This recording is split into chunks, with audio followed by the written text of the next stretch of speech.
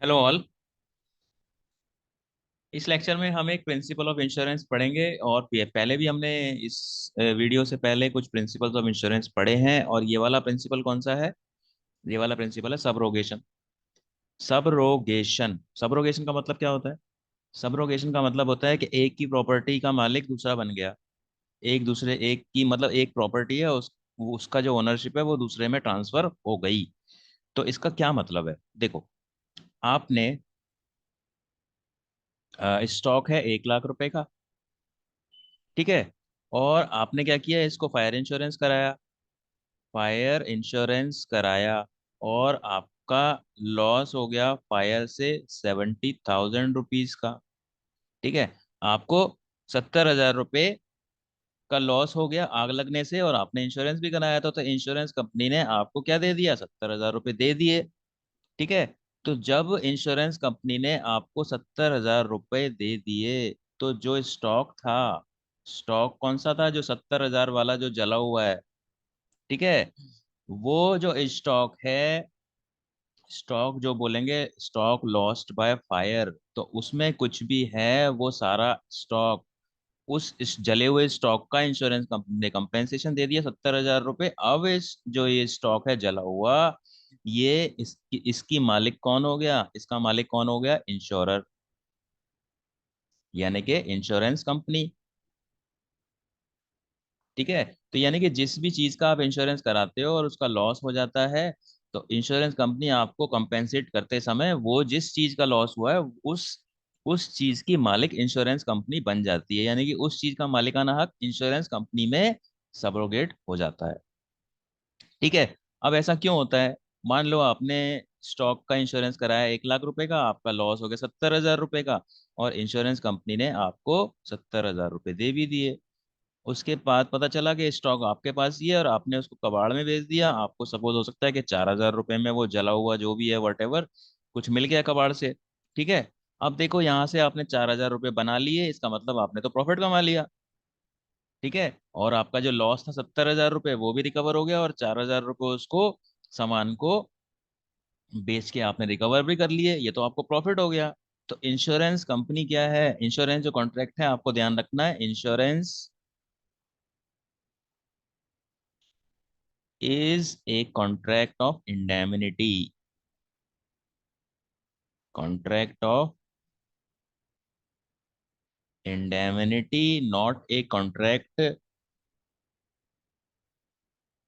to make profit, ठीक है। तो आपका 70,000 रुपये का सामान जल गया, और जले हुए सामान को आपने बेच दिया 4,000 रुपये में, तो आपने 4,000 का तो प्रॉफिट कमा लिया। तो ऐसा नहीं चलेगा, यानी कि जो सामान जला हुआ है वो इंश्योरेंस कंपनी के पास चला जाएगा और इंश्योरेंस कंपनी उसको बेचेगी, ठीक है। तो ये प्रिंसिपल कहता है, सबरोगेशन का प्रिंसिपल यही चीज बोलता है कि जिस चीज का आपने इंश्योरेंस कराया है और उसका पैसा अगर आपने इंश्योरेंस कंपनी से लिया है, तो वो जो चीज है उसका मालिकाना हक इंश्योरेंस कंपनी में सबरोगेट हो जाएगा। अब यहाँ पे एक और चीज है इंपॉर्टेंट, लाइफ इंश्योरेंस। देखो, किसी आदमी ने लाइफ इंश्योरेंस कर लिया, लाइफ इंश्योरेंस कराया, ठीक है, 1 लाख रुपए का, ठीक है। और उस आदमी की डेथ हो गई, ठीक है। तो जब उस आदमी की डेथ हो गई, तो इंश्योरेंस कंपनी 1 लाख रुपए दे देगी उसको, उसके फैमिली को, ठीक है। तो फिर इंश्योरेंस कंपनी क्या ये बोलेगी कि ये जो आदमी की डेड बॉडी है ये अब हमारी है, ठीक है? तो इंश्योरेंस कंपनी ऐसा नहीं बोलेगी, इसीलिए जो सबरोगेशन का प्रिंसिपल है वो लाइफ इंश्योरेंस पे अप्लाई नहीं होता है, ठीक है। तो ये प्रिंसिपल क्या बोलता है कि जिस चीज का आपने इंश्योरेंस कराया है उसका लॉस हुआ, तो वो जो चीज है उसका उसकी मालिक कौन बन जाएगी? इंश्योरेंस कंपनी बन जाएगी। लेकिन लाइफ इंश्योरेंस में ऐसा नहीं बोल सकते कि किसी आदमी की डेथ हो गई और उसकी डेड बॉडी की मालिक इंश्योरेंस कंपनी बन जाएगी, ऐसा पॉसिबल नहीं है, ठीक है।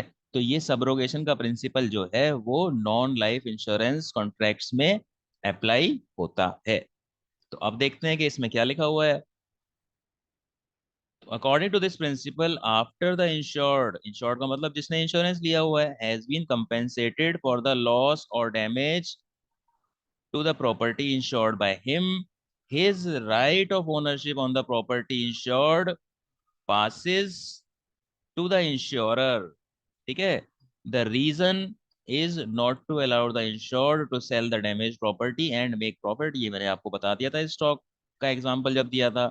तो insurance is a contract to compensate for the loss, insurance is not a contract to make profits. तो ये सारी चीजें मैंने आपको बता दी हैं एग्जांपल के साथ। जो स्टॉक का एग्जांपल दिया था मैंने, 1 लाख का इंश्योरेंस था और 70,000 का लॉस हो गया था, और जो सामान जो जल गया था उसको उसने कबाड़ में बेच के 4,000 रुपये कमा लिए। तो ऐसा नहीं चलेगा, वो जो सामान जला हुआ है उसकी मालिक इंश्योरेंस कंपनी बन जाएगी बिकॉज ऑफ दिस प्रिंसिपल। और एक चीज आपको क्या ध्यान रखनी है, इंश्योरेंस कंप ये जो सब्रोगेशन का प्रिंसिपल है ये लाइफ इंश्योरेंस पे अप्लाई नहीं होता है। अब सब्रोगेशन का मीनिंग क्या है डिक्शनरी में? सब्रोगेशन क्या होता है? सब्स्टिट्यूशन ऑफ वन पर्सन और ग्रुप बाय अनदर। यानी कि एक चीज का मालिक एक है, अब उसका मालिक दूसरा बन गया, तो सब्स्टिट्यूट हो गया ना वो। इंश्योरेंस कंपनी ने सब्स्टिट्यूट कर दिया इंश्योर्ड को as as the owner of the property. ठीक है, तो सब्स्टिट्यूशन ऑफ वन पर्सन और group by another in respect of a debt और insurance claim accompanied by the transfer of any associated rights and duties. यानी कि किसी भी चीज का मालिकाना हक एक से दूसरे के ऊपर चला गया, और जिसके ऊपर चला गया वही उसका मालिक है, उसके सारे राइट्स और सारी ड्यूटीज उसके ऊपर आ गई। तो ये सब्रोगेशन का मतलब होता है, सब्रोगेशन का मीनिंग आपको पता होना चाहिए। तो ये था आपका प्रिंसिपल ऑफ सब्रोगेशन। इस पे भी बहुत क्वेश्चंस आते हैं, 1 नंबर के, 2 नंबर के, कि ऐसी प्रॉपर्टी है लॉस हो गया है तो अब उसका मालिक कौन है। ठीक है, तो इस तरीके से केस स्टडी बेस्ड क्वेश्चन आते हैं इस टॉपिक से, तो आपको ये टॉपिक पता होना चाहिए। So that is it for this lecture, thank you.